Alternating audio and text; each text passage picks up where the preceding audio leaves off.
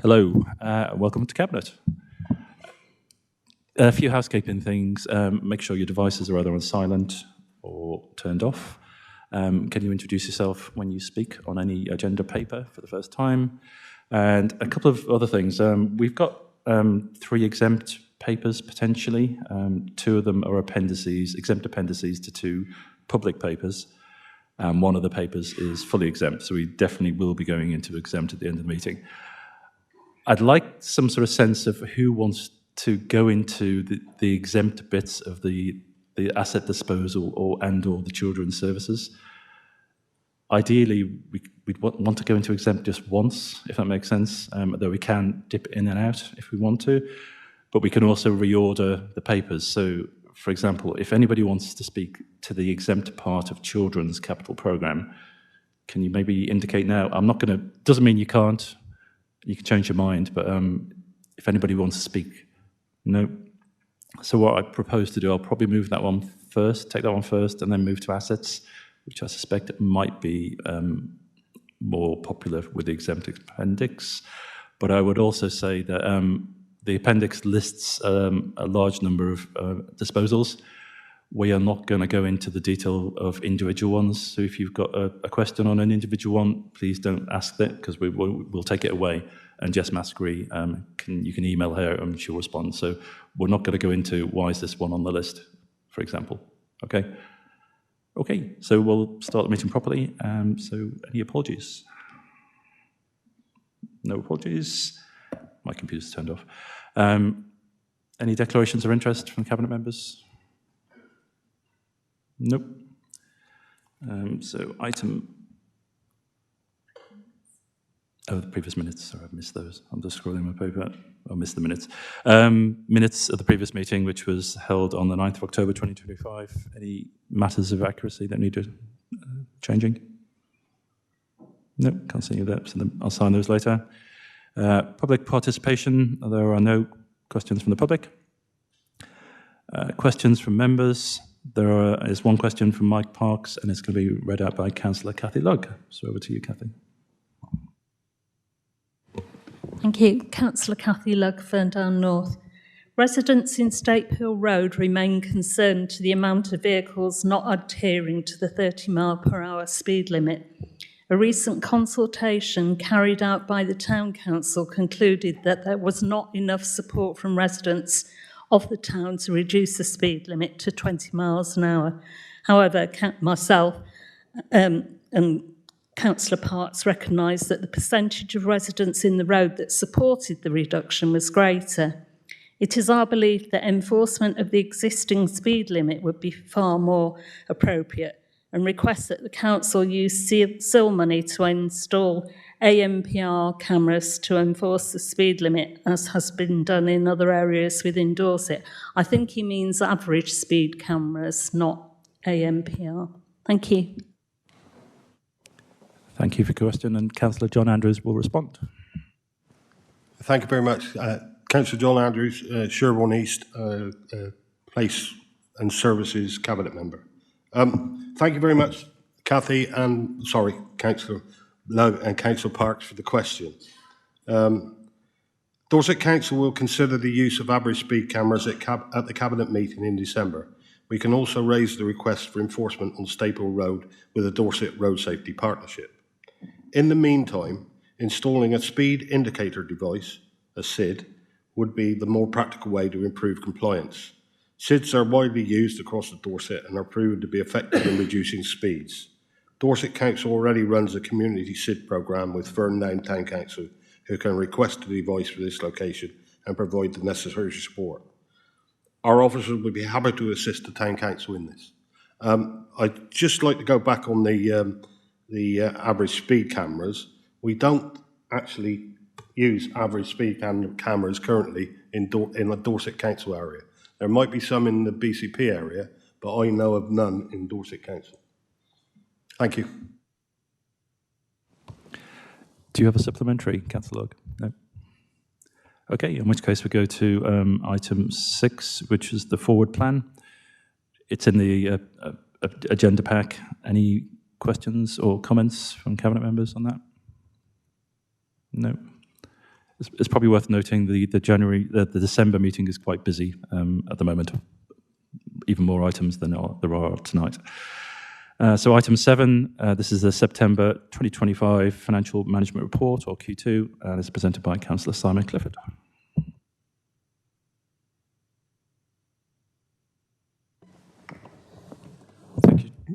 Thank you, Chair. Simon Clifford, Cabinet Member for Finance and Capital Strategy. So I've got 2 papers to put forward today. One is a snapshot in September of where we are. This is our in-year financial circumstances. So it's an improving picture. The deficit, the overspend that we have at the minute is at £5.3 million, which is largely made up of social care items and is split between children's and adults.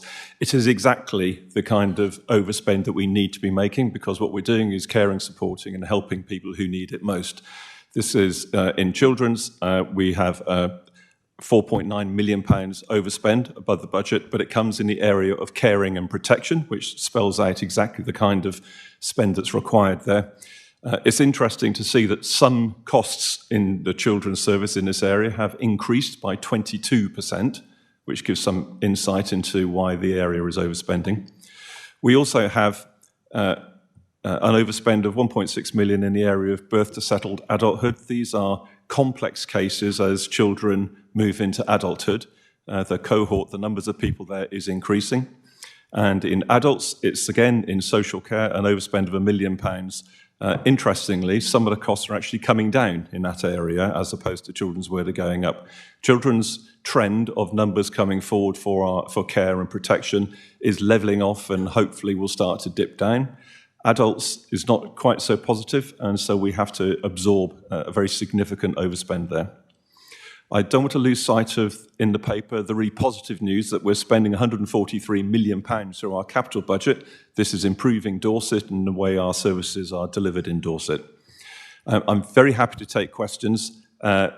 I move the recommendations as they are, and I don't want to go into the detail of the report because obviously the second report has a lot more future-looking in it, and I'll do a lot more context and explanation then. So I'm happy to move the recommendations as they're written, but happy to take questions first, Chair. Thank you, Councillor Clifford. Councillor Wilson, I believe you're seconding. Do you wish to say anything? No. We do have a question from Councillor O'Leary. Yes, thank you, Leader, and thank you to Councillor Clifford. I have 2 questions. One is directed more to the Cabinet Member for Highways on the £384,000 underspend from his budget. Is any of that due to the freeze on community highways officers enacted? So basically, is any of the £384,000 overspend from this year's highways budget from the freeze on community highways officers, which have left some of us, I mean, I'm from Weymouth, shock, I know that's a surprise, sharing the same community highways officer more or less with Councillor Monks, who's in the Wild West. So if I could have an answer on that, because that is a £300,000 overspend I wouldn't want to see repeated. Yeah, I think Councillor O'Leary meant underspend. So this is largely through car parking income that's higher than anticipated. It is, of course, flexible and will continue. I'll let the Cabinet Member have the opportunity to answer as well, but the majority of that underspend is due to increased car park income. Councillor John Andrews, thank you, Councillor O'Leary. No, we are recruiting community highways officers at this moment. I don't know if anybody's put in place yet, but we are definitely recruiting community highways officers. We have one on long-term sick. I won't go into that too much, but so naturally we won't be replacing that one, but there are 2 that have got promotions within the department and one is left, and we are actively recruiting as we speak. Your second question? Oh. Yes, thank you. Just on that one, unfreezing community highways officers, my understanding it's a recent unfreeze on recruitment. The next one is on the housing, which is described as being under a little bit of strain. Temporary accommodation numbers have risen from 183 to 201. Question is does the Cabinet Member anticipate that to be a upward trend, or is that a temporary thing, that increase?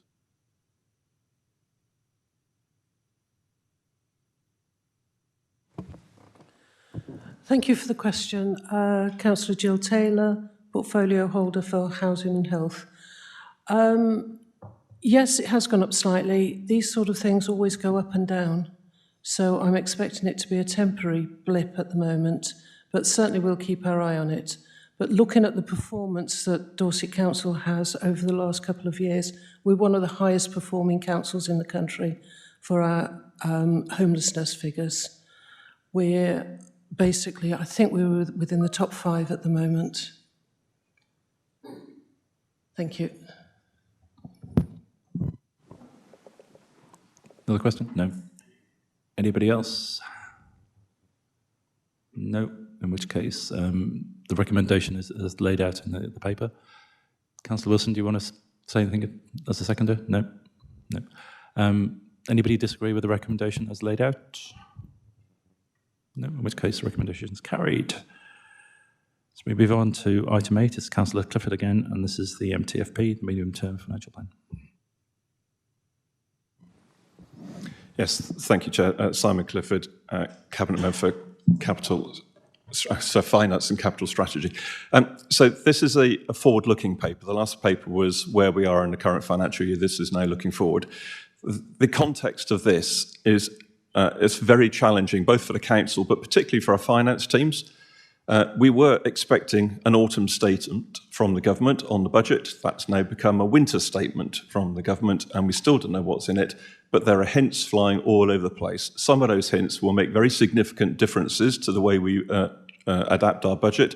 My experience is, although we are getting some mood music that there may be some council tax increases on the higher end of the council tax bands, there may be an increase in income tax, then that might be offset by a reduction in national insurance. We don't know. Both of those options will have very significant, potentially positive impacts on the council's finances, but we don't know what's happening. My experience of the government is that when something looks pretty positive, there will be something pretty negative hidden behind it in the detail. So I don't expect great things to come from the budget if and when it does come, other than a lot of hard work for the finance team scrabbling around and trying to make the figures fit into our budget. We have to make estimates and assumptions. For instance, we're estimating 3.4% on inflation. If it's significantly different in either way, it has a big impact on our figures. The same goes for staff pay. Another one of the areas where the government is just not grasping the nettle is as social care. A white paper was due. It's now being pushed into the new year. That, again, has massive implications for us as a very significant proportion of our budget comes is paid out in social care. So it's very challenging, and the team have to work very quickly. As usual, our £1 billion budget will be set round about Christmas time, and it will go through a scrutiny process literally 3 or 4 weeks later. So it's an incredibly tight turnaround, and my sympathy and my thanks go to all the finance team for the hard work they do. So it's a challenging environment. We are looking at the minute, and the paper highlights a budget shortfall next year of £44 million. This is proportionally largely in line with all the budget shortfalls we've had for the last 3, 4, 5 years, round about 10% of our budget. This is a very significant challenge. There's a lot of work going on at the moment to try to reduce that, and I'm sure that it will come down, as these shortfalls always do through the course of the year. In the meantime, we have rising costs. We have a need for services that's increasing. We have ongoing pressures. We've already discussed the social care pressures that have come in the previous paper, and that continues. So it's a very, very tough environment that we're in. We were hoping for a positive settlement out of the fair funding review. Not much came from that. That was very positive. So we are basically waiting for news on how much money we will have to spend on the vital services that our residents and our county needs. As a slight sidebar, this year we've set up an experiment that I hope will carry on into future years, where we're giving people, councillors and people, residents out there, the chance to see how they get on with setting a budget. It's an imperfect tool, but it gives some insight into, one, the breadth of services that we provide, 2, the costs of them, and 3, the difficulties and challenges there are in setting a balanced budget. I hope everyone here has had the chance to have a go in a simulator and pass on to their networks. It's a useful opportunity, although, as I say, it's not perfect. Again, I'm happy to take questions, but otherwise I'll move the recommendations as they appear in the paper, Chair. Thank you, Councillor Clifford. I believe Councillor Wilson's going to second. Thank you, Ben Wilson, portfolio holder for corporate development and transformation. Thank you, Councillor Clifford. I mean, with the level of uncertainty we're currently facing going forward, I think, and staring at that quite substantial budget gap, it does, for me, highlight the need to continue on our transformation journey. I know you'd expect me to say that. And I know that we're continuing to think about how we can evolve that and how we as a whole council can ensure we're delivering value for money services as well as closing that budget gap. So I'm very happy to second the recommendations. I should also say that I had a text from one of my parish council chairs saying that she wants to look at the budget simulator with me. So it is getting through. Councillor O'Leary. Thank you very much, Chairman. Just two questions. In this plan, it's budgeted for a 3.4% increase in fees and charges. Does the Cabinet member anticipate that that will include any increase in parking charges? I don't mean parking revenue, but actual parking charges as part of that. And then I have a secondary question. No, the simple answer is no, it's already scheduled in, so that's an ongoing rollover. And then secondary, we're anticipating a 3% increase in council tax and a 2% increase in adult social care. Would the Cabinet member describe that as a huge council tax increase, as he did under the previous administration when he described exactly the same increase as a huge council tax increase? I'm really sorry, I missed a key word. Would I describe that as a... Huge, sorry. It's irrelevant whether it's regarded as huge or not. If we don't make raise council tax levels to the 4.99 that's there, then the government will find a way to take extra money off us because they'll review it as saying we don't need the money. So our hands are tied. We don't have an awful lot of change and very little flexibility in this. I understand that, but you described the same percentage increase in 2023, 2024 in a leaflet in my ward as a huge increase. That was 5%. Do you still regard 5% as a huge increase or not? Whether it's relevant or whether it's necessary or we have to do it, I completely agree with you. I don't think you have any alternative in regards to putting up council tax, bearing in mind the national constraints and the fact that local government is badly funded. But if it was huge under us, is it huge under you? Councillor O'Leary is so fond of my leaflets. I do wonder whether it's an unhealthy interest in my leaflet. I knew he'd have one. And I knew it would be in a dishevelled state as well. I'm very happy to agree that any council tax rise is a burden on our residents. Unfortunately, we don't have any choice over it.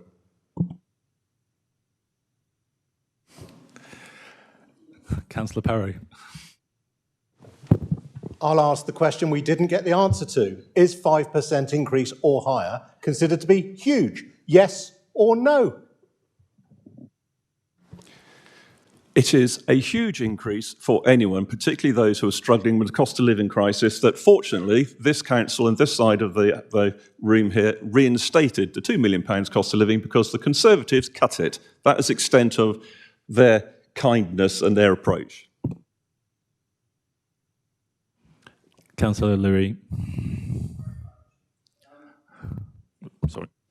Under the Conservative administration, I understand the cost of living was £2 million a year. Will the cost of living fund be £2 million a year following on in the rest of this administration? Or is that £2 million then spread out over 4 or 5 years, which therefore would be not the same as it was under the previous administration? Clifford, do you want to add? I'm very happy to confirm that the Conservatives never had a £2 million a year cost of living crisis. They had a one-year, one-off £2 million.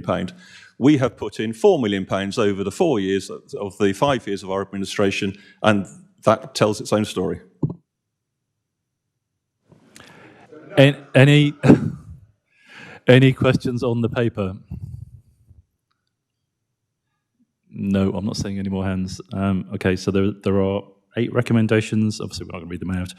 Anybody disagree with the recommendations as set out in the paper from the Cabinet? No, in which case it's carried. Thank you.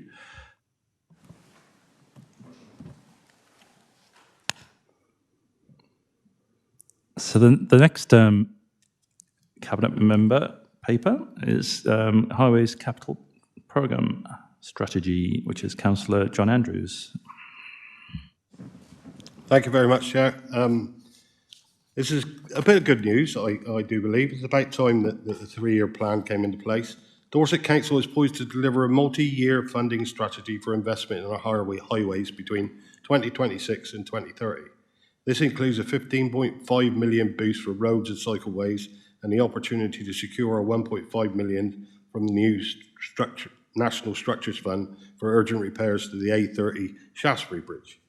The move to multi-year funding will allow us to plan smarter, maintain our roads more efficiently, and respond to better climate challenges. These improvements will enhance safety, support economic growth, and promote greener travel choices, directly supporting our council plan priorities. You see before you the paper. I won't go through it and read it out. We have a guarantee that at the moment that the local transport plan improvement funding that has stayed almost constant for the last 6 years, but is now increasing year on year to a point in 2029-30 where it will be 3 times as much as a road allocation. I commend these, recommend these. I move these recommendations 2.1 to 2.4 for acceptance. Thank you, Councillor Andrews. Councillor Bartlett, you're seconding. Thank you, Chairman. Happy to second. Thank you. Thank you. Any questions on the highways paper? Councillor Weller. Thank you very much, Leader. I just wonder, it's been my experience over very many years that when we're given pots of money, we then find a scheme to initiate to spend those pots of money. And when I look at emails from colleagues across the county, and I certainly know within my own area, that sometimes a scheme is carried out simply because we've got the money and we ought to spend it because it's been given to us. I'd like some assurance that we're not doing that anymore, because actually this isn't free money. It comes from our taxes. It comes out of all of our pockets.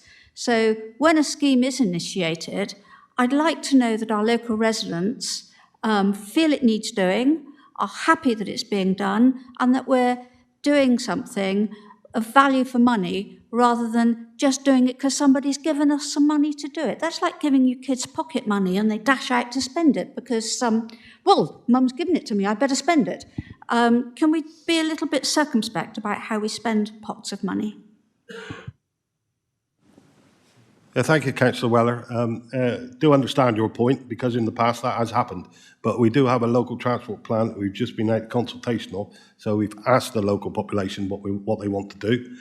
We will have an integrated management asset plan as well, which will be driven by surveys of the roads to make sure we're only doing the roads that require maintenance and surface repair. So no, we won't be wasting money. We will be doing it, and we will be in as the traffic regulation orders sometimes for roads and improvements and crossings, etc., require consultation with local people. Thank you very much. That is reassuring. But can some of those little tiny pots of money be directed to really tiny little projects where we're talking about hundreds of pounds that we all have within our patches, and maybe use them in that way? Thank you. Councillor Brown. Thank you, Chair. Councillor Piers-Brown, I represent the Cranbourne Chase ward, which obviously doesn't have some of the large-scale projects in here. I have 2 questions to the portfolio holder.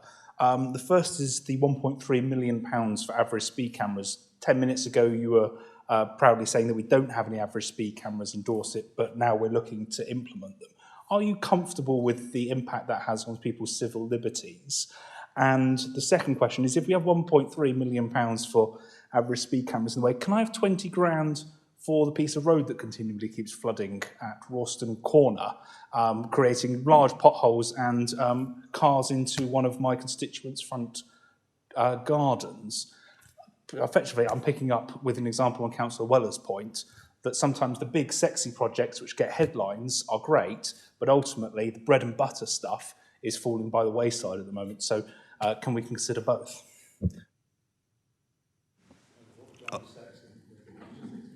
Of course, we will consider both.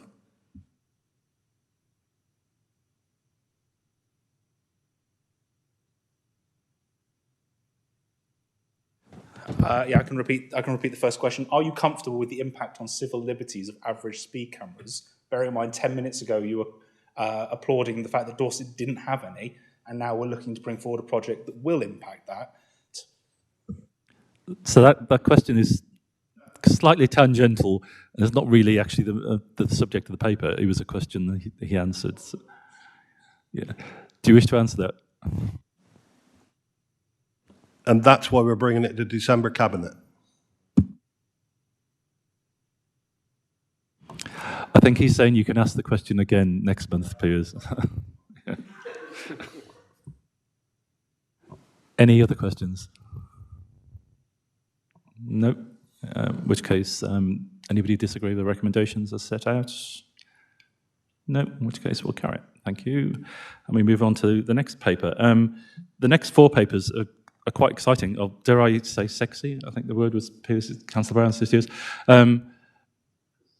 They really tick all the boxes. So we created the council plan, which was passed last December, and they've set out the 4 council priorities. These 4 next papers really tick the box. If I was Hannibal from A-Team, I'd say I really love it when a plan comes together.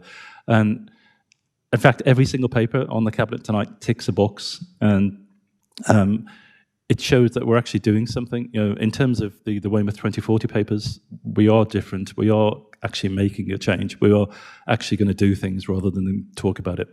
And the assets and disposal paper, which Councillor Biggs will present as well, we are active. We are actually making a change, and we will be raising money for the council by getting rid of stuff that we don't need.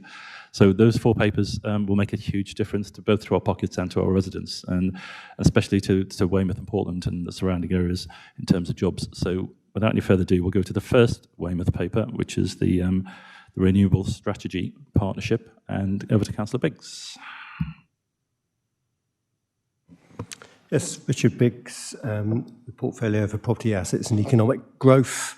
So this is the first paper. As highlighted, it is on an area of land that we own. It is for a 50 megawatt solar array and a partnership and a grid connection, which is all linked in with Source Galileo, which is really important for our future Dorset, the green energy projects that you're probably aware of, the supercluster.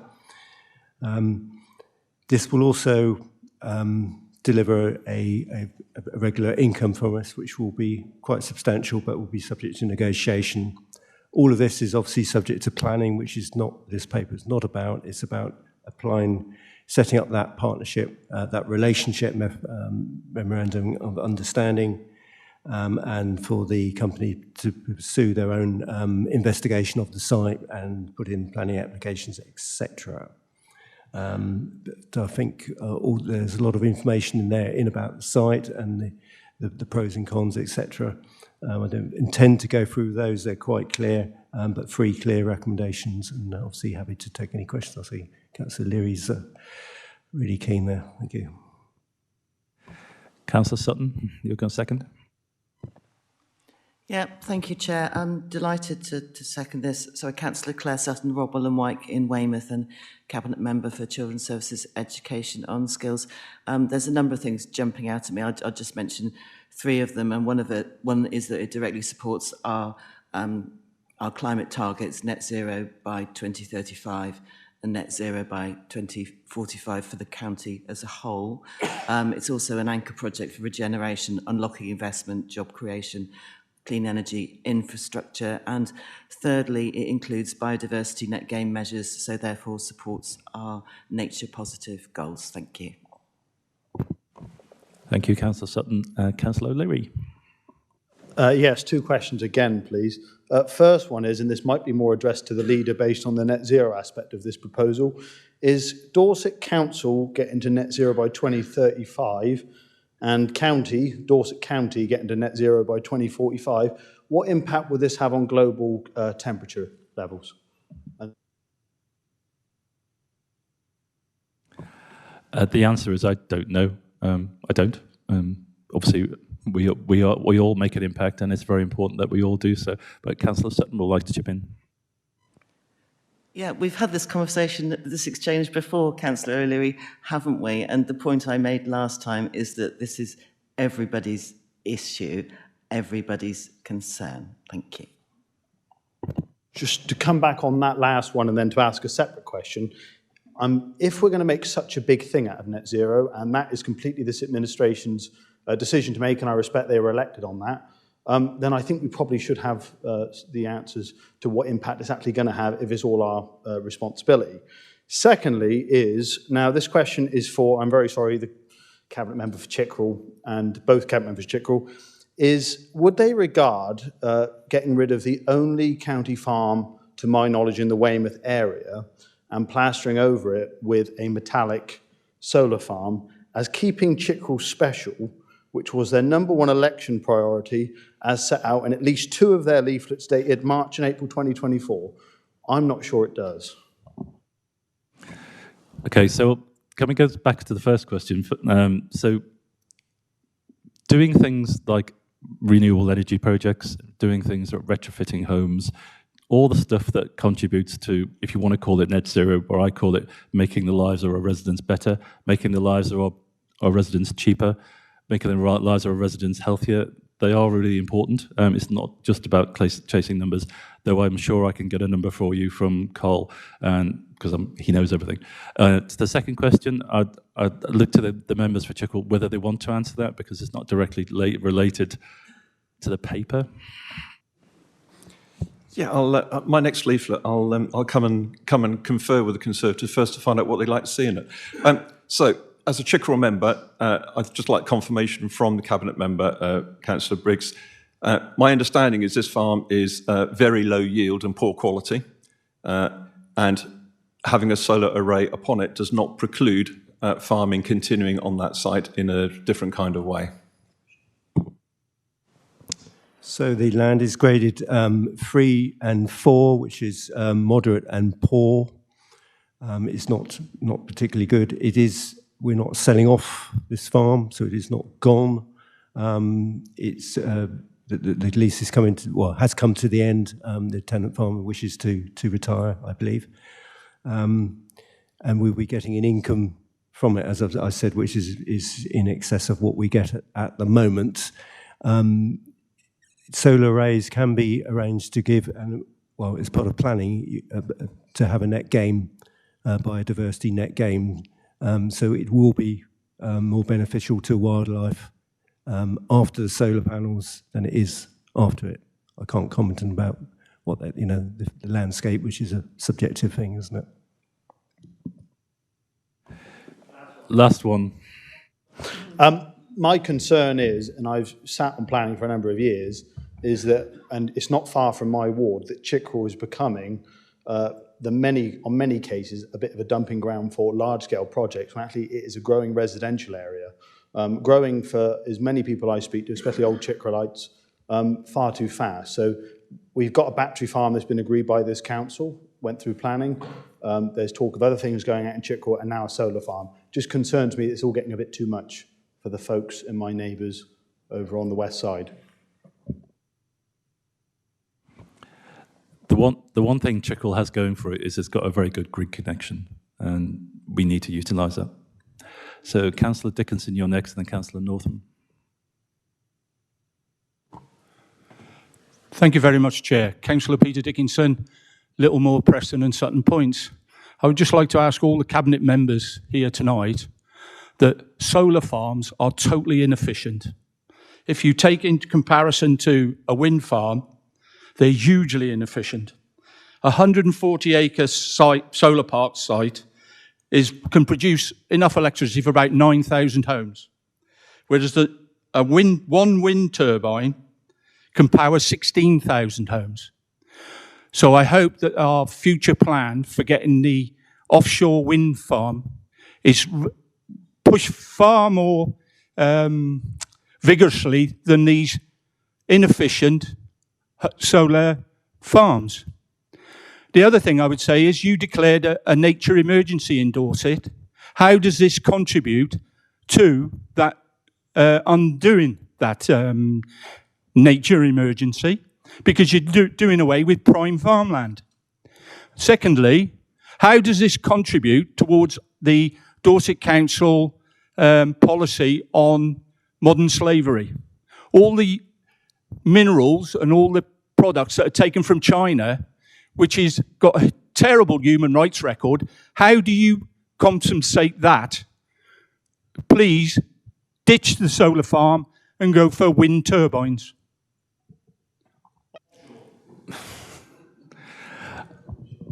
I thought for a minute there, Councillor Dickinson, you were proposing a wind turbine on top of Jordan Hill, but I guess not. Solar is not inefficient. It's one means of generating electricity from renewable electricity. If it's inefficient, why is my electricity bill at home so much less than when I didn't have solar panels? Just leave it there. In terms of the arable farming, as you've heard from Councillor Biggs, it's graded medium or poor. Actually, you'll see from the planning application, which will come forward, that actually the biodiversity net gain for that site will actually be greater than having it as just leaving it as arable. And the final on the modern slavery, we do have a statement and a response. I'm not going to read it out here, but it's available. And I guess if you contact, I think Mr. Britton has it. We've responded many times to various people with the same response. We have a response, and I'm sure you'll be happy with it. So I'm going to go to, unless you've got a supplement. Do you have a supplementary? No, I don't think so. So Councillor Northam and then Councillor Brown. Thank you, Chair. I read the paper with interest. I'm very supportive. But I'd just like to point out a typo, I believe, in paragraph 5.5. It refers to Notting Lane Solar Farm. I think it should be Nottington. I looked it up online. Okay, thank you, that's all.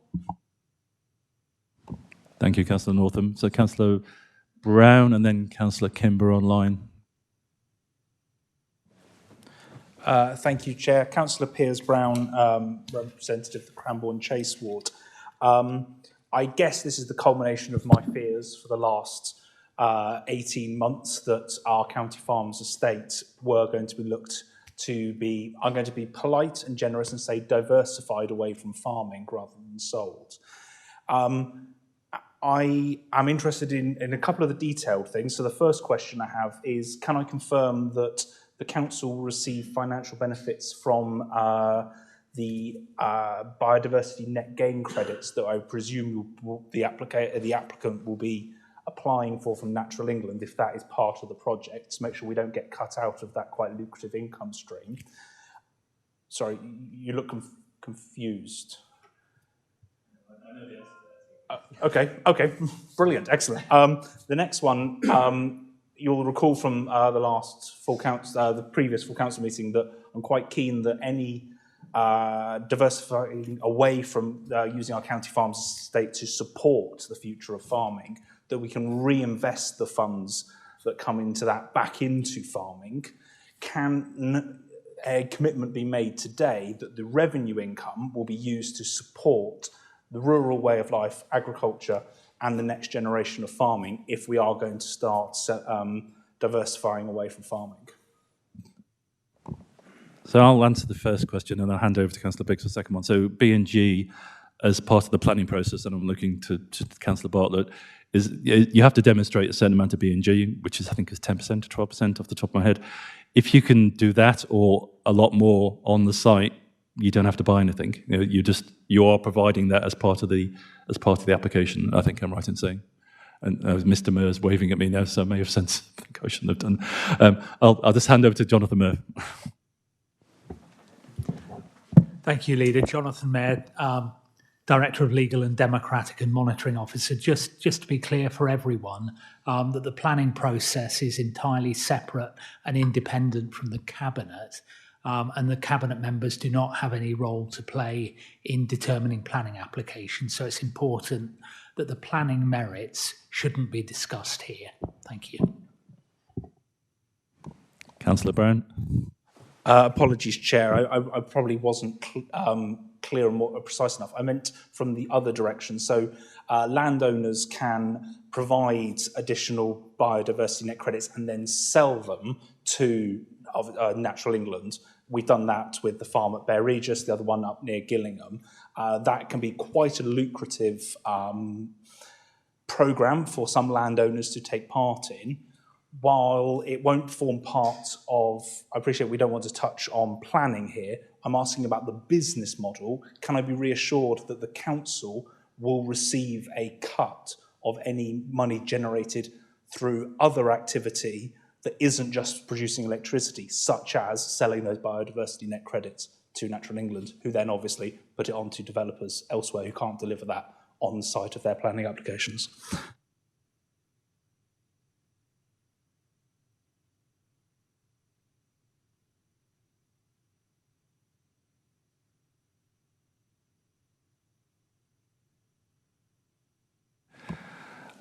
I don't think we can answer that, as it's a commercially sensitive matter, until we actually get into the agreements. So I don't think we can give you a straight answer. Though I do appreciate, and we are looking as a council, and we are doing it already, I believe, having our own B&G bank. So it obviously is something we could look into. So the second part of your question was to Councillor Biggs. So I think that, as is laid out quite clearly in the report, that the farming strategy analyses areas, all part of the estate, for repurposing if it is deemed to be of poor quality. And so it clearly does meet the criteria of the farming strategy. We wish to obviously invest in, I think there's some £12 million that's been identified as required for capital works within the farm's estate, and so we'll be trying to put in a very good case. And I'm aware of one farm where there's going to be quite a significant investment coming up soon to deal with works there. So yes, you know, as has been said before, we cannot identify specifically returns to go into one place or another. We're not allowed to do that. But we will be putting a strong case for capital and revenue works for the farming estate. Councillor Poppy. And we said we're going to deliver that, so we do need to do it. There's quite a big list now. So Councillor Kimber, you're next. Thank you, Chair. Can you hear me okay? Thank you. I welcome the solar farm project, and I thought this was actually really good news. I certainly, just to answer Councillor Dixon, I think we're going to see wind farms eventually off the Portland coast, and again, this would be very much welcome. I agree with the point we have to be very careful at Chickerell, but and also about our farming estate. But just to say, I generally support it. Thank you, Chair. Thank you, Councillor Kimber. I don't think there was a question that needed to be answered there. So we'll go on to Councillor Monks next. Sorry, Leader, I was just chatting away there. Councillor Craig, Monks, Bedminster Ward. Just a quick question with regards to a statement from the portfolio holder previously. I think you said you believe the farmer may wish to retire. What work's been done to explore if there's other farmers that would like to take that farm on? Because I just wonder if there's other people that might take the land on. We've explored whether it would be used and to continue being a farm. You seemed unsure of what the history of the farm may be if it wasn't solar farm. I'm not aware that's been done, but I will pass to Jessica Mascree to see if she's able to answer that one. Thank you. Jessica Mascree, Head of Assets and Property. So as part of the work that we've done for the farm strategy, we've assessed all of our farm assets in line with the priorities that are laid out in the strategy. The first one being supporting new entrants into agriculture and farming opportunities. This particular farm, through that assessment, it's been identified as being not particularly well suited as a starter farm opportunity or a progression farm opportunity, and as such is in the other category where repurposing or disposal is considered the best use for that farm. So it has been considered for new entrants into farming, but it's not one of the sites which is most suited for that. Councillor Hobbs-Gell, you're up. Thank you. Councillor Hobbs-Gell, Fendown South Ward. I'm really supportive of this. It looks great. Sorry, can you hear me? Is that better? Thanks.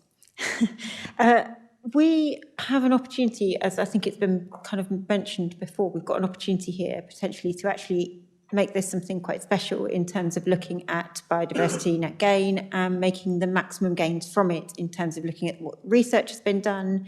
There's some really good research over in Europe, for instance, on improvements to biodiversity that can be made and improvements to farm birds, farm wildlife, all of those kind of things.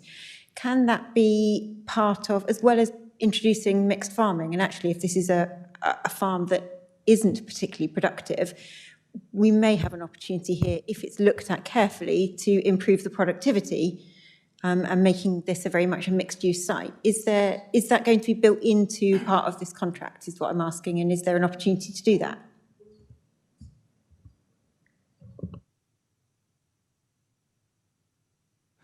I'll just answer. So it's part of the planning process. So this paper is about using this farm for a solar farm, and there will be an application, as Councillor Biggs said, probably from our partner, Source Galileo, and that sort of stuff will be as part of that. That'll be put forward, I imagine.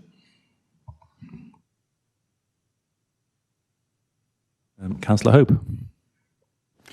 Thank you very much, Leader. Councillor Ryan Hope, Ward Member for Westham Weymouth and Cabinet Member for Customer, Culture and Community Engagement.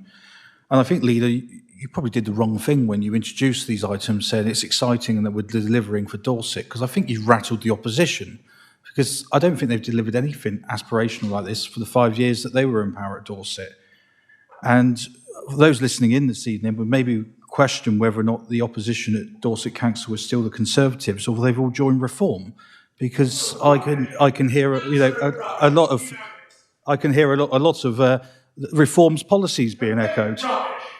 Anyway, to the point, I think just to pick up some of the points that were being raised in this debate this evening, there's nothing stopping a solar farm as being identified still being used for farming purposes and to support net zero in greater ways. Designed correctly, it can still be used for grazing and livestock. So that's something, when it comes to planning, I'm sure that we can work with the applicant on. And I think the key points is we need to look at green energy, not just to support the council's target to net zero by 35, but also to stabilise this country and reduce the reliance on gases and exported energies. So that's one reason I'm supporting it. Councillor Sutton has already pointed out around the benefits for the local economy, local jobs, as well as the green benefits. So I think this is the right thing to do and has my full support. Thank you, Councillor Hope. There wasn't a question there, but I'll let that pass. You are right. So renewable energy, electricity in particular, generated by wind and solar is by far cheaper than electricity generated by gas. And the only reason our electricity bills are so high is because we still have a dependence on gas, and imported gas for that matter as well. So I'm going to draw this to a close. The recommendations are all set out. Does anybody disagree with the recommendations as set out? No, in which case the recommendations are carried. So we go on to the next Weymouth paper, which is also Councillor Biggs, which is number 11. Scroll too far. So this is titled Weymouth 2040, a regeneration vision rooted in place and people. Over to you.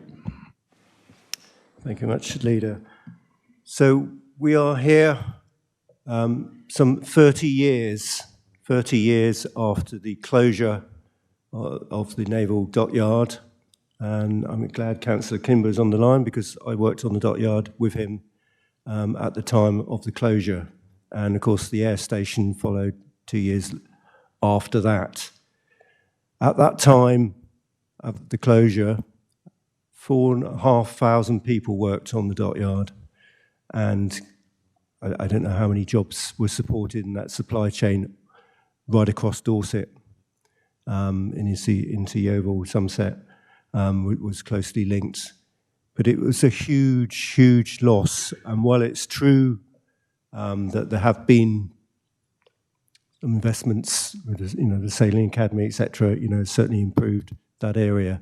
It's never really got back up, and there's been an issue in certain areas with deprivation, as we know, and a real need to boost and regenerate our biggest town in Dorset. And if Weymouth does well, Weymouth, Chickwell and Portland, we will be enhancing the whole of Dorset, as has been said many times. You only have to look at the Ridgeway to see how many people are leaving the Weymouth, Portland, Lytham Wall, every area, to go over that Ridgeway to get work, even Dorchester or further north, even out of county, as I spent most of my time working out of county because there wasn't employment anymore in that area. So this is something that we started right at the beginning, and I know that Levelling Up funding was acquired previously, which was great. What we're doing is actually a full program of how we're going to spend the remaining funds of that, and also levering in our estate, and we own an awful lot of land in Weymouth. So we've got our 4 key sites identified, and the work that Matthew Pars has done and the support that he's got it's been really good. Putting a director in place into that area really shifts things, and that's why you have a really long list of works and exciting things there, including work on the proposals from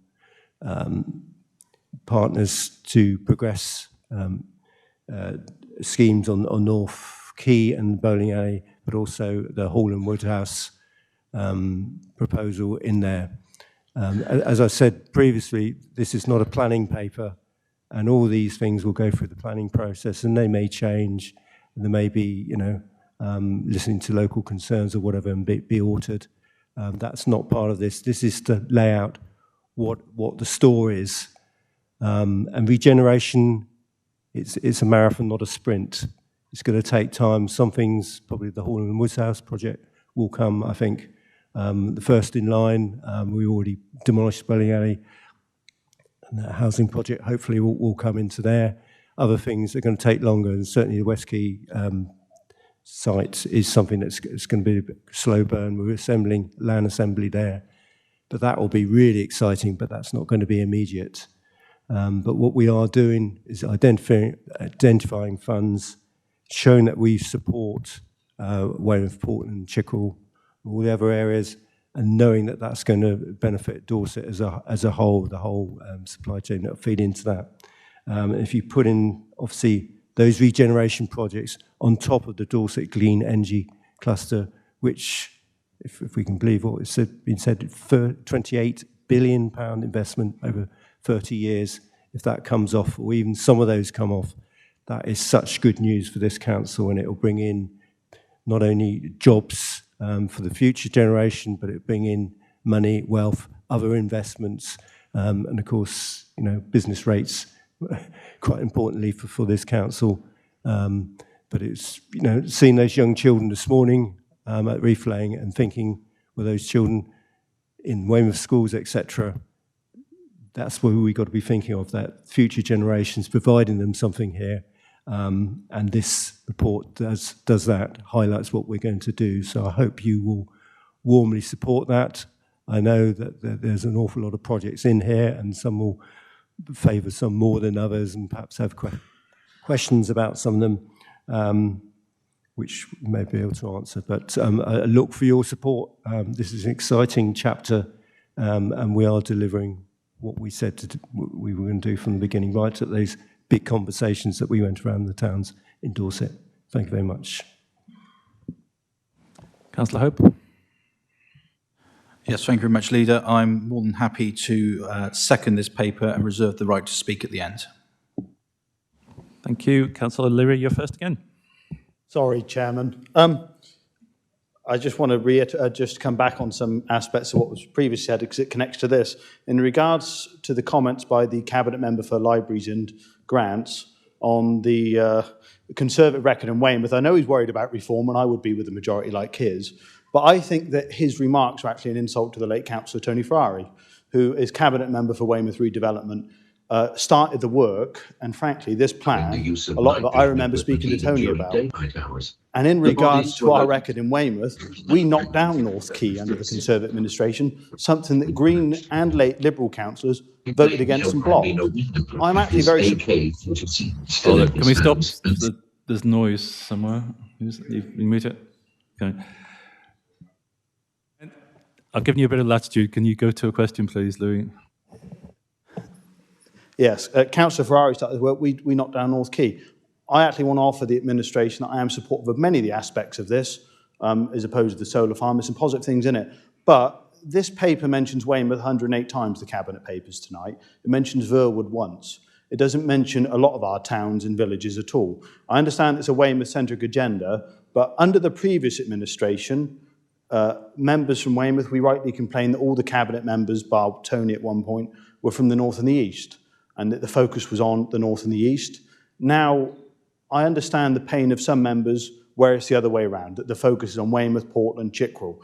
If this council is going to work, it has to represent everywhere. It cannot be a council of, oh, under the Liberals we're going to focus on Weymouth, under the Conservatives we're focusing on the north and the east, because we're doing a lot of good work in Weymouth, and I pay homage to Matt Piles and Councillor Biggs and the work that's been done in keeping Weymouth members in particular up to date.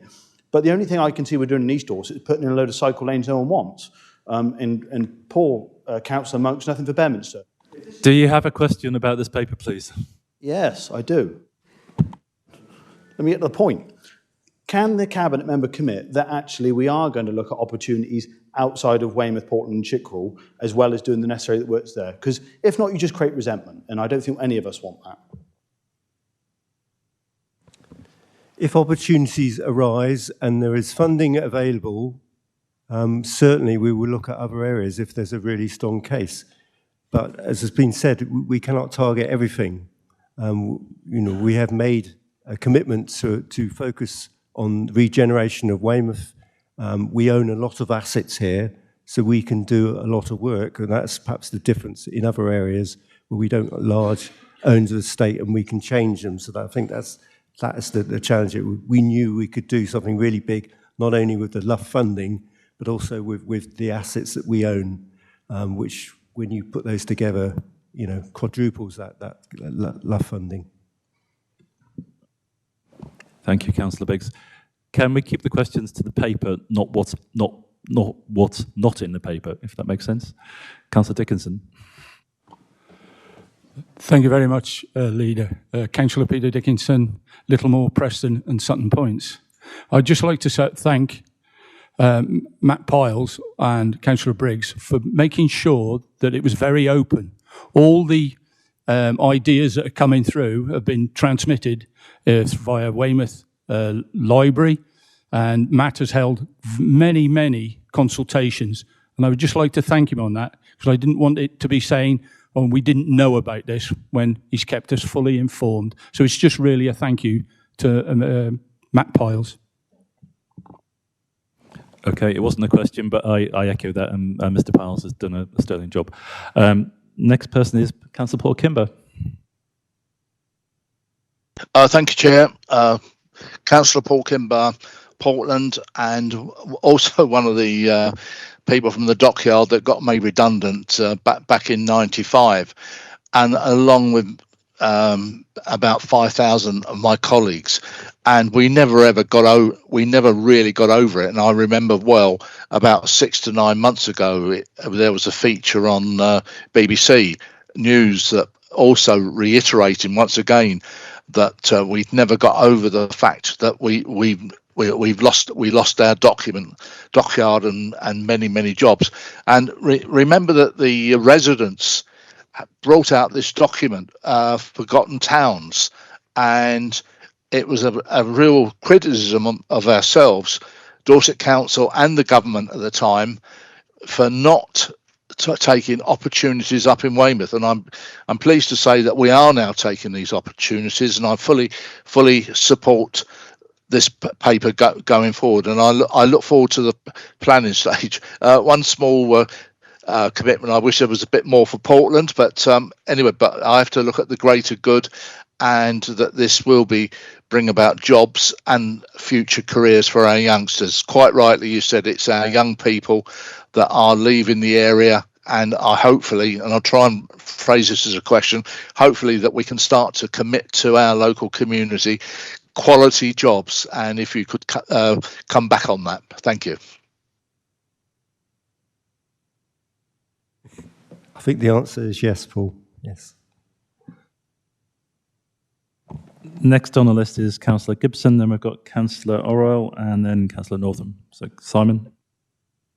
Thank you very much. Councillor Simon Gibson from Verwood, the previous portfolio holder that included the Levelling Up portfolio. As always, there's much to like in the paper here. It continues on lots of the things that the previous administration heard from the communities in Weymouth about what they felt would be good to as part of a Levelling Up bid. So in particular, I want to start with the positives. The inclusion and the progression of the Hall and Woodhouse project is very welcome.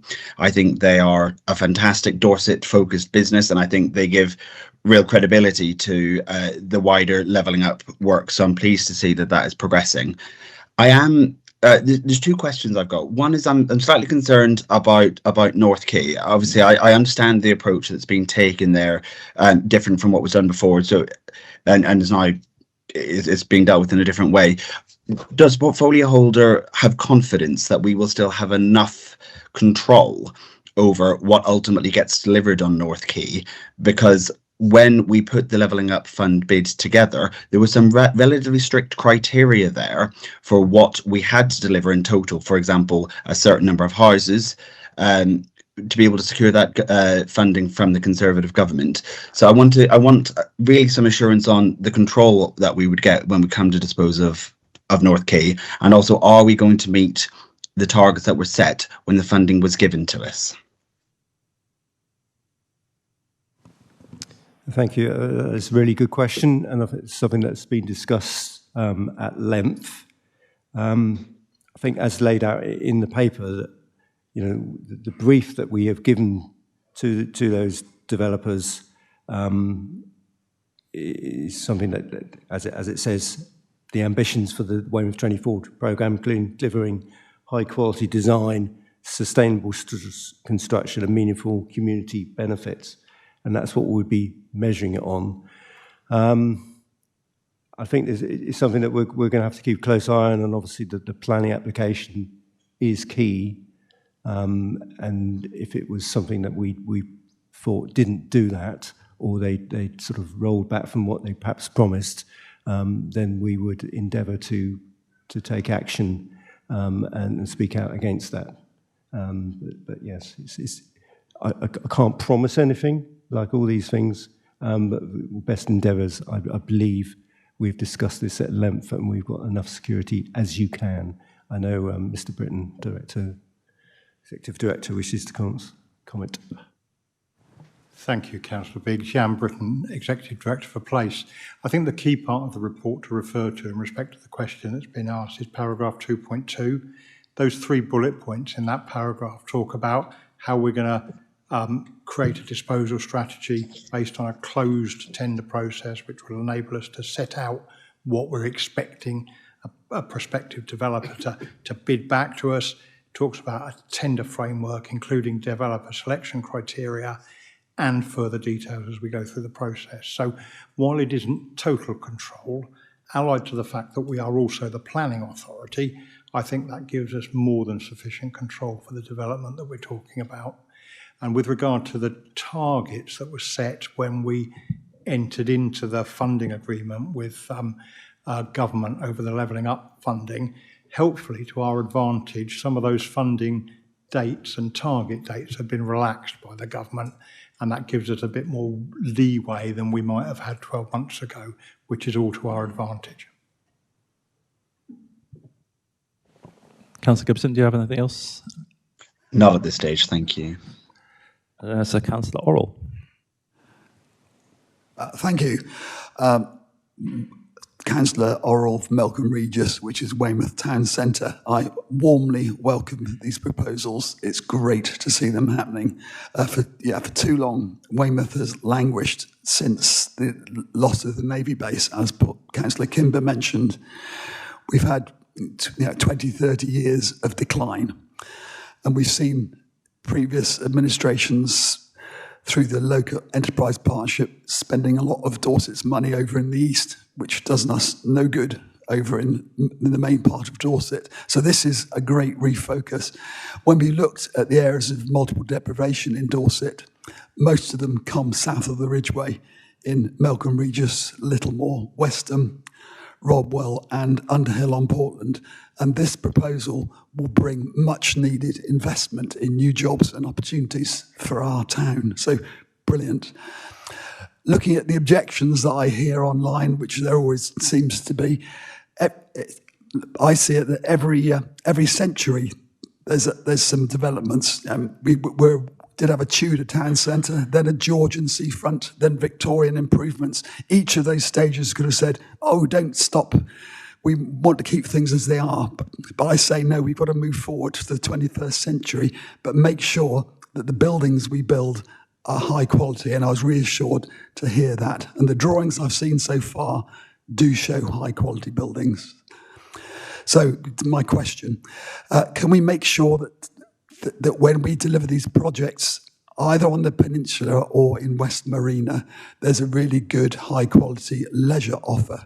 We've lost much of the wet weather activities for families in the town centre, the bowling alley and the cinema.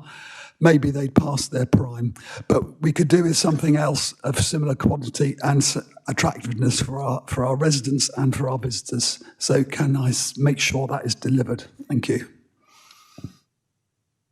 I think that's something that came out loud and clear in the Pathway to Prosperity events that have been held, I think 3 so far, and certainly feedback from local councillors.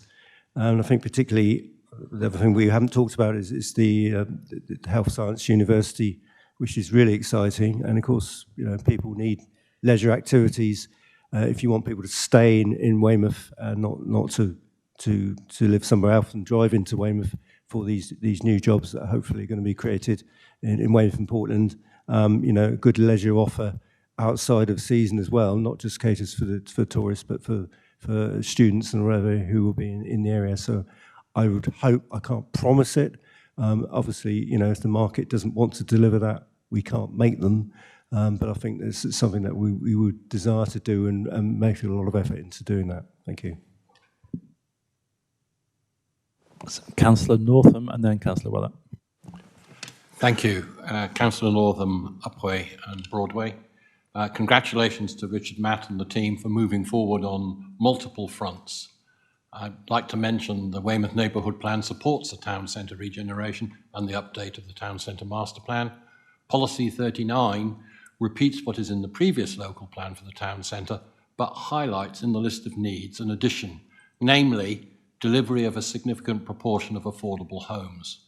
The Weymouth Neighbourhood Plan goes to referendum on the 11th of December next month, and I'm hoping that the Luff Fund monies will be followed by more money becoming available through Homes England for social housing. Could I have reassurance that disposal of the North Quay site, if coupled with the Weymouth Bowls site, will have selection criteria and a condition that requires a significant proportion of affordable homes? Thank you.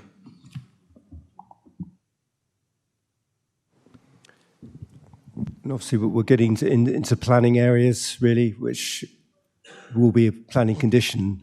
I think it's very well known to discuss potential for bowling alley site, but we can't start stipulating here or making demands, I would say, at that stage. And Jonathan is giving me the look at the back, so thank you. The basis of the disposal is to either set selection criteria or a condition in the disposal for certain things to happen. That's one of the ways that you control what's happening. And what I'm asking is, can that include a significant proportion of affordable homes. It's not a planning matter, that's to be decided further on. This is about how do we shape the contract with whoever we dispose of, the sale with whoever we dispose of this to. I'm only talking here about the North Quay site coupled with the Weymouth Bowl site. There are other things in the motion. Mr. Britton will answer that one. Thank you, Leader. Jan Britton, Executive Director for Place. I think you're partially answering your question in the way that you've posed it. The way we've continued to look at these sites is the North Quay site in conjunction with the Weymouth Bowl site. And our assessment continues to be that the Weymouth Bowl site is the better option for affordable and social housing. So while they may not come forward as one development, we will look at them as a paired unit of development so that we meet those expectations through however we procure whatever we do on those two related sites. Thank you. So, Councillor Weller. Thank you very much, Leader. If you'll, with your indulgence, because it's been a theme of this evening's meeting, I'd like to point out that the North Quay site would have been developed, completed and occupied now had it not been for a feud between two significant Conservative borough councillors who prevented it at every step of the way. So I do hope we won't have that sort of behaviour again when it goes forward, because on the whole, I'm hugely supportive of the whole initiative. I think it's terrific. It's very exciting for our residents. I've got a couple of comments. I'll go to Councillor Northam and Mr. Britton's answer first. I do think that we can set within our wish list that we want something to happen, and that's got nothing to do with planning. Planning might, it's two different things. That's my understanding of it, so I'm reassured by what Mr. Britton says, so thank you for that. I thought that was where we were moving, so I'm really very reassured. I'm concerned about the Hall and Woodhouse development, and I have to say, I love modern architecture, and I think that the design concept looks absolutely terrific. I'm really, really concerned, and we've been here before with development on that site. That's quite a big building, and it's on the side of our historic harbour. It's going to have quite a significant impact upon the view across to the Nothe Fort, which is, again, a significant historic structure. And I know that speaking to residents already, they are uncomfortable about that. So whilst I like the idea, I'm concerned about the impact that will have on the pavilion business. And I note that we did have a statement from Phil Say on that. I'm inclined to agree with him. And I'm just wondering whether we've got quite a big site there, why the ship needs to be in such a prominent site where it will be viewed right along the prom, which is good, but it will be viewed as a detriment to the fort, whereas if it were on the other side, it would just be viewed as something that looked terrific without distracting from the fort. Thank you very much. Thank you, Councillor Weller. I think in answer to that, the paper is to recommend we go ahead with the site and recommend a delegation to Mr. Britton to look into that. Most of the stuff you touched on is planning. I think as an administration, we're very, very keen that in our period, which goes to 2029, then we've got elections, that something actually happens in Weymouth. Nothing's happened in Weymouth for a very long time apart from the Olympics. We're going to make a difference, and by doing that, we're going to make a difference to the residents of Weymouth and the residents of surrounding areas as well. And I'm going to be slightly controversial. When we talk about a Wet Wednesday in Weymouth, we should be in partnership with our neighbouring towns as well. We don't have to do everything in Weymouth. There are museums, hopefully a new one, hopefully soon. As looking at Councillor Weller in the Brewery Quay development, but there are things up the road in Dorchester. We should be working together. We should have an offer as Dorset as a destination rather than just Weymouth. Weymouth has got lots of things to offer, but so have other parts of the county. And in the end, if people come to Dorset and spend their money, that's what we want them to do. So I'm going to go to Councillor Hope to close. He wishes to second it, so he can close. Yeah, thank you very much, Leader. Councillor Ryan Hope, Member for Western Weymouth and Cabinet Member for Customer Culture and Community Engagement. And I think the debate this evening has summed up some of the points that are really, really exciting about this project. And I think the main point is, though, this isn't just for Weymouth. This isn't just for Portland. This isn't just for Chickerell. Although it's directly impacting that demographic in that area of the map, this is an opportunity for the whole of Dorset.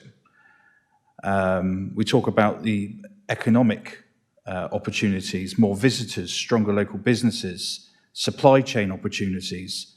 There's vast engineering and manufacturing that can impact all of this across the whole of the Dorset County. So, although on the map it's the pinpoints on Weymouth, the opportunities are there for the whole of Dorset. Socially, culture hubs, public spaces, and skills through the health and university proposals, which, if I'm correct, we're looking, and this is to correct some points that were made recently in the press, we're looking at a campus, not a whole university. We're looking at an outpost, aren't we? That's more of a question there to the Cabinet Member. And again, Leader, you identified this earlier on. This really aligns to this council's 4 priorities. For too long, Weymouth has been at standstill. It's happened probably prior to the dockyards closing on Portland. Part of that is the previous borough was hung for so long, and the changes every year with quarterly, thirdly elections. The direction would change every 12 months. And I think the previous administration, and credit where credit is due, did start looking at Weymouth, and they sourced the funding with the levelling up, and now this administration is delivering on what needs to be done.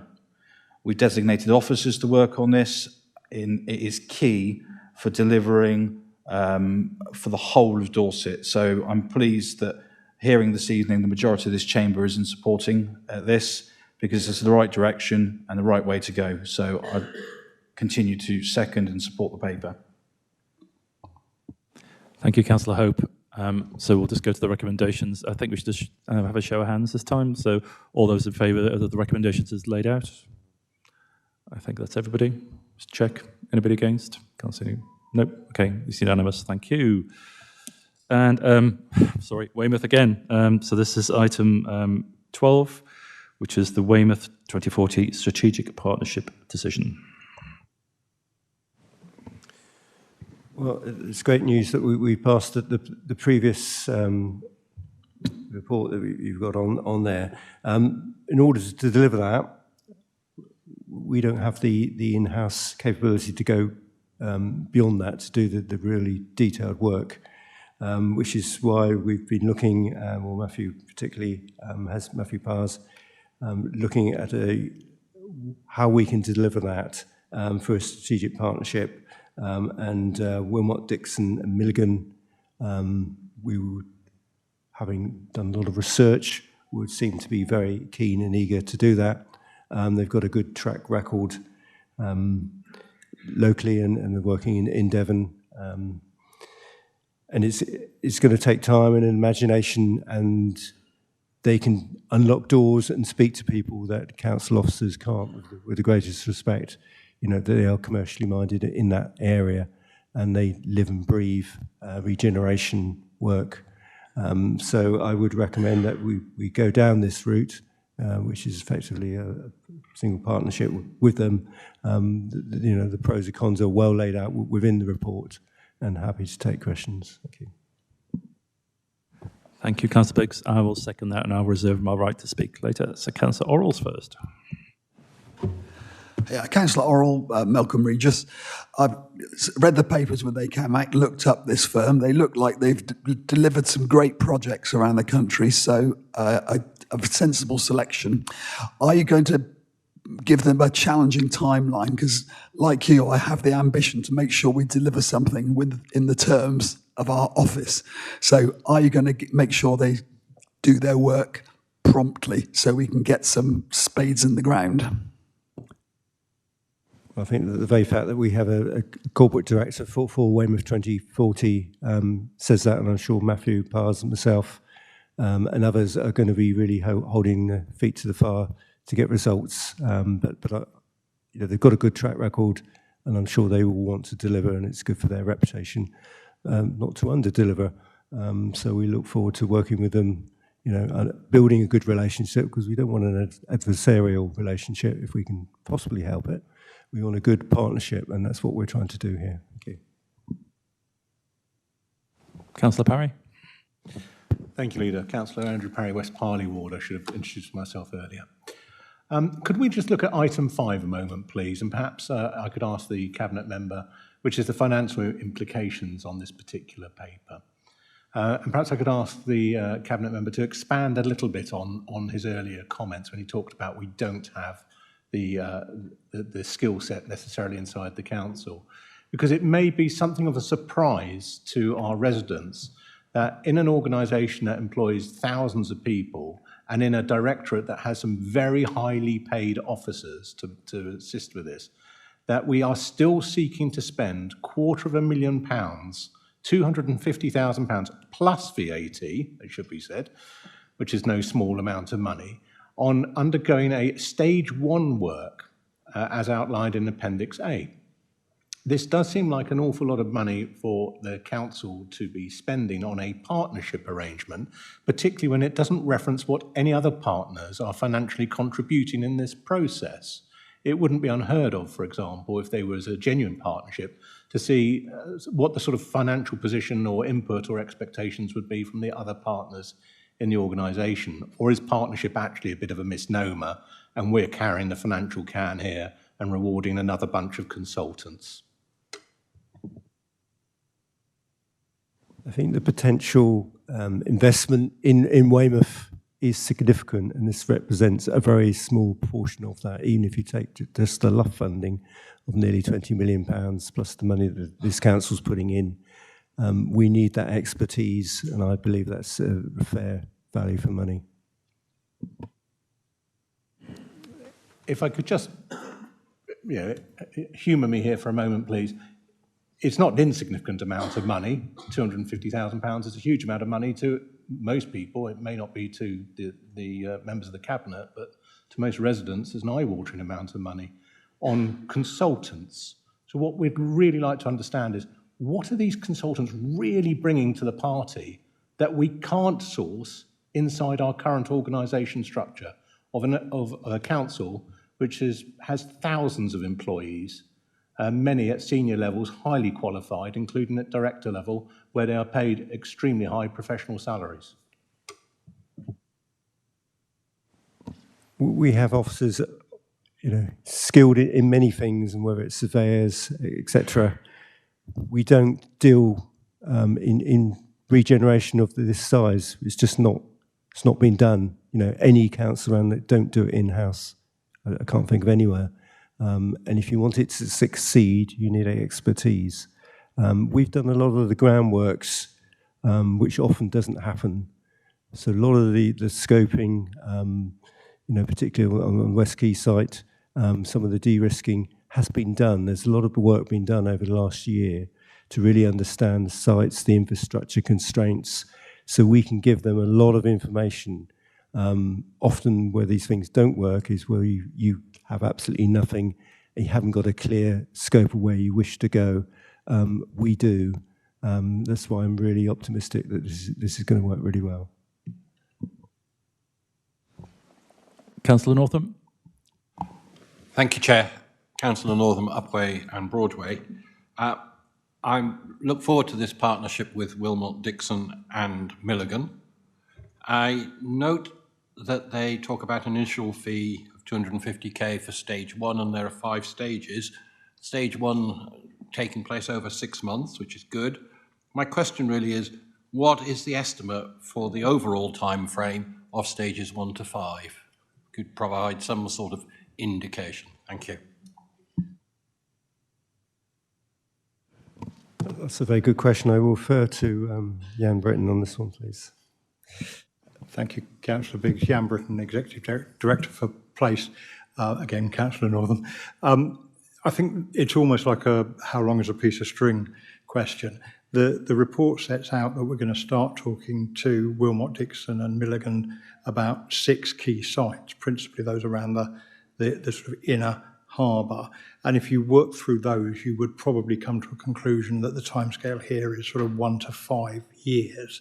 But the nature of these development partnerships is that once we've got into that relationship with Wilmot Dixon and Milligan, we will be wanting them to look at other opportunities so that we get that sort of expanding effect and the wider benefit of a partnership.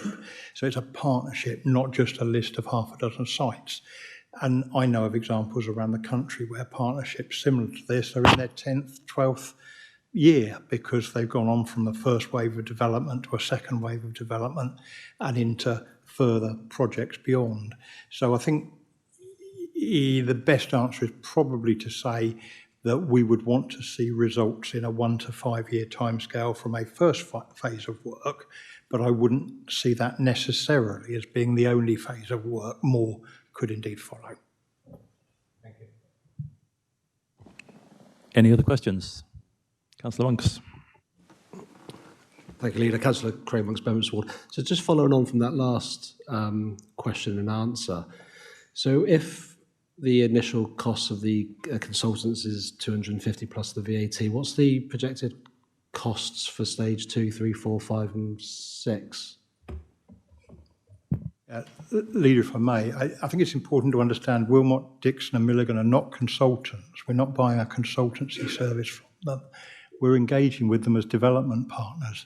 And the nature of these development partnership arrangements is that in the early days, we fund the engagement, we pay for the engagement because we're asking Wilmot, Dixon and Milligan to come in, look at the sites we've got, look at development potential, potentially talk to other landowners so that we can see what sort of development packages can be created.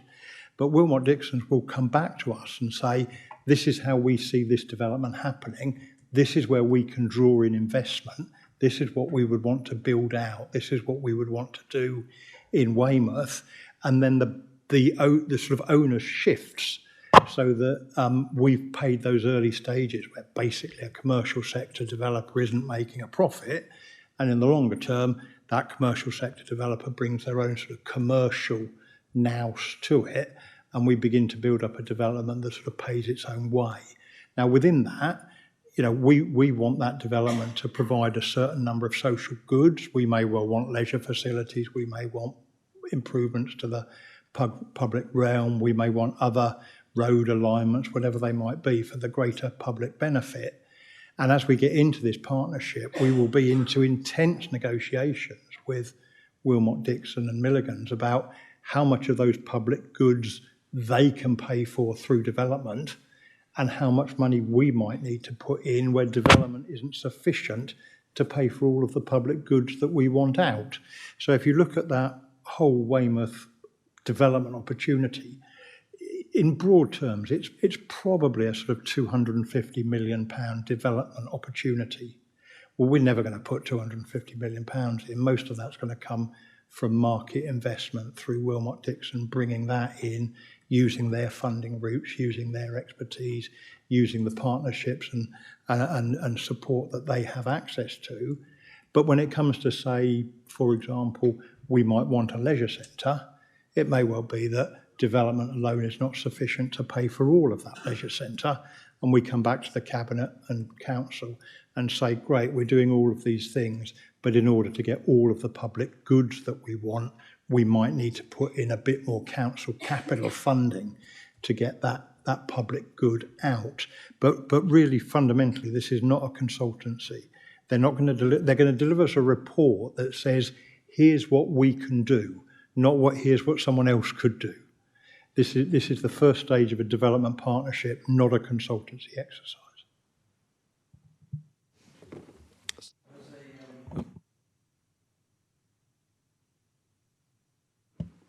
So as a development partner, then we're saying at the moment this is the only cost, and if there's additional costs, that'll be something completely different to this paper.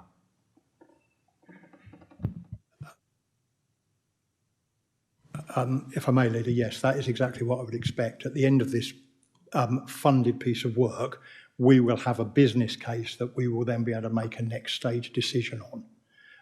And that will be a business case, not to engage somebody else, not to go out and recruit a developer, but it will be Wilmot Dixons and Milligan saying to us, this is what we could do. Do you want us to do it?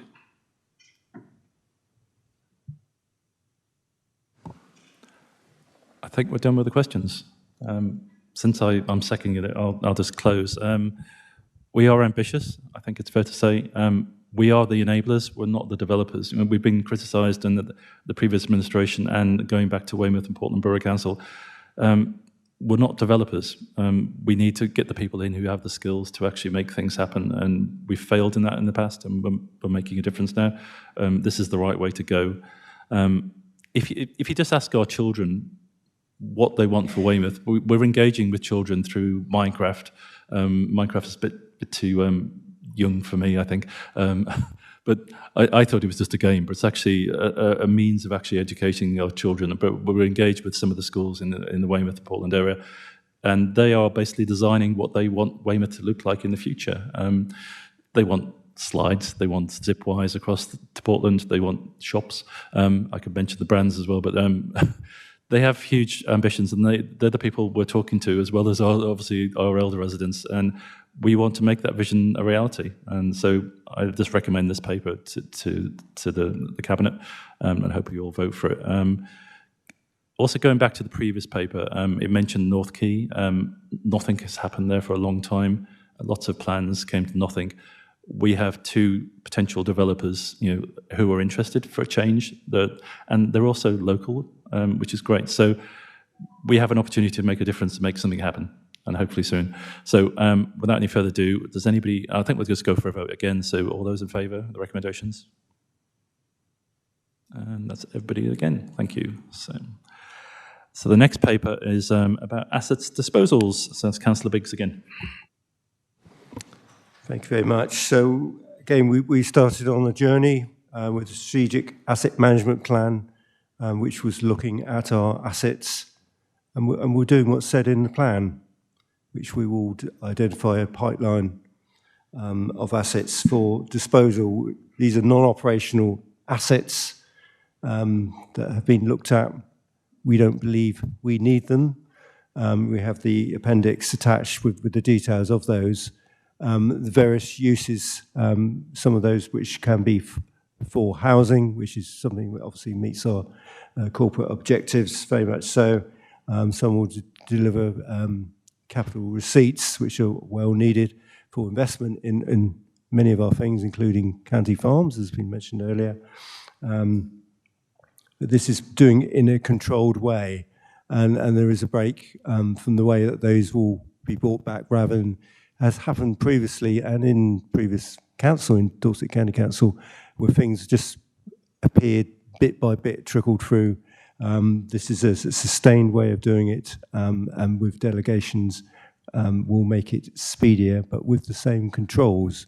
And I would remind you that as part of that delegation, local members would be consulted in the same way as they are now. You've got the list, so it is a good opportunity. Many of them are for a few years yet. So if you, having looked at those lists, you believe that there's something wrong, that it should be being used for something else, you need to start thinking of that and having those conversations early on. So that's an early opportunity for you. But you will be consulted. But as has been said, local members do not have a veto on it. But if there's a very strong case as why it shouldn't be disposed of, then obviously that will be considered in the round. Thank you very much. So just to recap what I said earlier at the beginning of the meeting, there is a list of items for disposal. They don't include things for towns and parishes. So if towns and parishes have already requested stuff, they aren't in the list. So that preempts one question. As I said before, we're not going to go to individual items. If you've got a question on a specific line in that spreadsheet, which is in the exempt appendix, we're not going to answer it. It's for you to take up with Richard and through Jess Maskery assets. So we're not getting to debate of why something is in that list. If you think it should be, great. And if you want to say something later to Jess and support that, fine. If you don't think it should be in there, again, go to Jess. Okay. So I'm trying to avoid going into exempt. So Councillor O'Leary, you're first. Chairman, thank you very much. Can I have an assurance that this isn't akin to an old aristocratic family selling off the family silver in order to fund a lifestyle that they can't no longer afford due to income and expenditure problems? Can I be assured that the items that we will be selling off are in fact being done for the correct purposes and not for any other purposes such as plugging gaps? Councillor Biggs will answer momentarily, but I forgot to get a seconder, so I believe Councillor Taylor is going to second. Councillor Biggs. So I can assure Councillor Leary that this is not a fire sale. This is a planned pipeline of assets that have been assessed in accordance with the Strategic Asset Management Plan as being surplus. They're not operational. And I don't think the public thank us for holding on to assets that are empty. And we can look around the county and there are places that have been empty for a number of years. One ex-library, so I keep banging on it right outside, I pass it every day. It's been empty for, what, 10 years? It's embarrassing. It shouldn't be that way. It's not good use of the public purse, and we need the funds. And they are to be staged in accordance with the annex. But market forces may dictate that some of those will come earlier, some will come later. So if it's not viable to tell something because commercial prices are bottomed or whatever, then those decisions will be made as part of when they come in the round. But it's not a fire sale by any means. It's good practice. Any other questions? Councillor Perry. Thank you. I'm very mindful that I think you may have just mentioned one of the assets that's on a restricted paper previously. I'm going to try and avoid doing that. I'll make this as general as I can then. Looking at the disposal list, which is extensive, I think we can all agree that, and if you're not going to say it's a fire sale, let me say that you're being bold and ambitious on a scale that is surprising, I think would be the political language, and what you're trying to achieve here. I would suspect that some of these properties, and a great number of these properties, do have tenants in them, are tenanted properties in one form or another.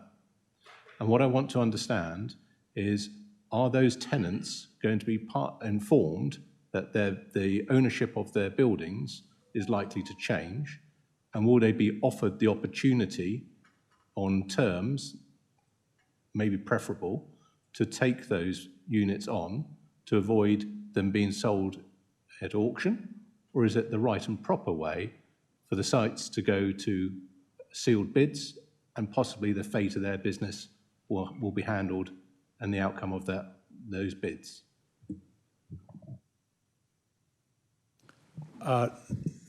Leader, yes, Jan Britton, Executive Director for Place. Yes, of course, where properties are tenanted, we will talk to the tenant, and we would be saying to them, do you want to be the purchaser? In those terms, they would be what we describe as a special purchaser, so they would have an ability to purchase the property without going through the usual competitive processes. But in accordance with the best value duty, we wouldn't be able to offer them an advantageous price. They would have to pay the market rate, but they would have a privileged access to decide first whether they wanted to be the buyer. Anybody else? No. It's probably worth mentioning that the list is 70-ish long, I think. But there was a paper recently that listed everything Dorset Council owns, which went to how many pages? It was a lot. We own an awful lot of stuff. This is actually quite a small fraction, to be honest. Yeah, it is. So without any further ado, anybody object to the recommendations? Disagree with the recommendations as laid out? No, in which case the recommendations are carried. Okay, we go on to the next paper, which is Children's Capital Programme, and it's Councillor Claire Sutton. Thank you, Chair. Councillor Claire Sutton, Robble and Wyke and Weymouth, Cabinet Member, Children's Services, Education and Skills. So the very short version of the context here is that David Cameron's Children and Families Act 2014 made it virtually impossible for local authorities to open new specialist provision, leading to greater reliance on independent special schools, some of which are making exorbitant profits at the expense of local authority budgets. The current government describes SEND provision as a failing system that has just deferred reform to next year. So that is the context in which we are working here. In the meantime, locally, we've created an additional 323 special school and AP places since 2021 and 108 places in mainstream inclusion hubs since 2022. This paper seeks approval to continue this work in order to make further progress in mainstream settings, create an additional 76 learning centre places, further increase special school capacity, fund building improvements at 3 of our family hubs, and create a new short break home for children with disabilities. So I very much hope that you'll support our proactive approach by supporting the recommendation, which I'm happy to propose. Thank you. Thank you, Councillor Sutton. Councillor Robinson in a second.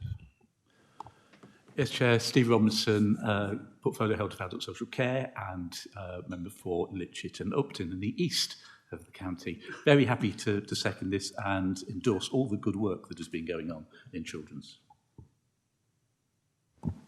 Any questions? Councillor Hope. Thank you very much, Leader. Councillor Brian Hope, Ward Member for Westham in Weymouth, Cabinet Member for Customer, Culture and Community Engagement.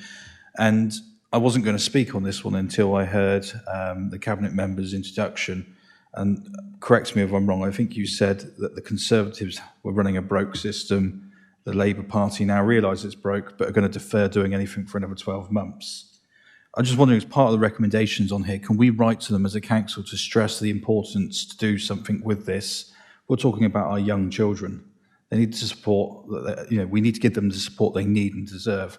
So I'm just wondering if the Cabinet Member will write to the local government, not local government, but the national government, to really put the pressure on to accelerate without further deferral.